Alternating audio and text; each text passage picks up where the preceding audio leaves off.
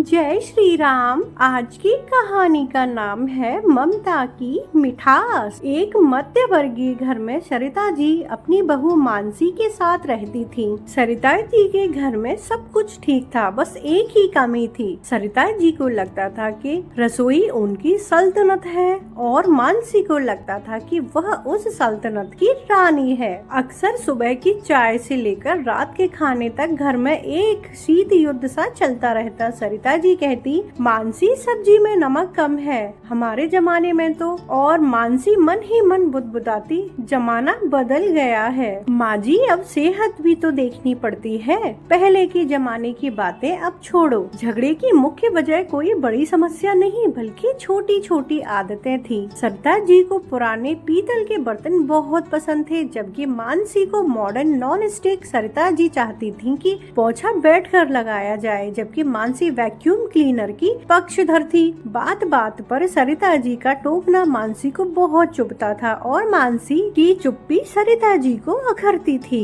एक शाम बात हाथ से निकल गई। सरिता जी के कुछ पुराने दोस्त घर पर आए। उन्होंने मानसी से कहा वह पुरानी विधि से मूंग की दाल का हलवा बनाए। मानसी ने काम आसान करने के लिए इंस्टेंट मिक्स का उपयोग किया। जब सरिता जी को यह पता चला तो उन्होंने सबके सामने ही कह दिया, आजकल की बहुओं को तो वह शॉर्टकट पता है, मेहनत से इन्हें बहुत डर लगता है। मानसी की आंखों में आंसू आ गए। उसने पहली बार पलटकर जवाब दिया, माँ जी, अगर आपको मेरी मेहनत नजर नहीं आती तो शायद बेहतर होगा कि मैं रसोई में जाऊं ही नहीं। अगले 2 दिनों तक घर में सन्नाटा पसरा रहा। मानसी ने खुद को कमरे में बंद कर लिया और सरिता जी ने गुस्से में खुद का खाना बनाना शुरू कर दिया। लेकिन उम्र का तगाजा था। खड़े खड़े खाना बनाने से सरिता जी के पैरों में बहुत सूजन आ गई और दर्द भी होने लगा। अचानक एक रात उन्हें बहुत तेज बुखार आ गया। रात के 2 बजे जब सरिता जी पानी के लिए उठी और लड़खड़ाकर गिरने वाली थी, तभी मानसी ने उन्हें संभाल लिया। मानसी जो 2 दिन से नाराज थी, वह सब कुछ भूलकर अपनी सास की सेवा में जुट गई। मानसी ने रात भर पट्टियां रखी और सुबह होते ही वही पुराने तरीके वाला दलिया बनाया जो सरिता जी को बहुत पसंद था। जब सरिता जी की आँख खुली तो उन्होंने देखा कि मानसी उनके पैर दबा रही है। सरिता जी का दिल भर आया। उन्होंने मानसी का हाथ थामा और धीमे स्वर में कहा,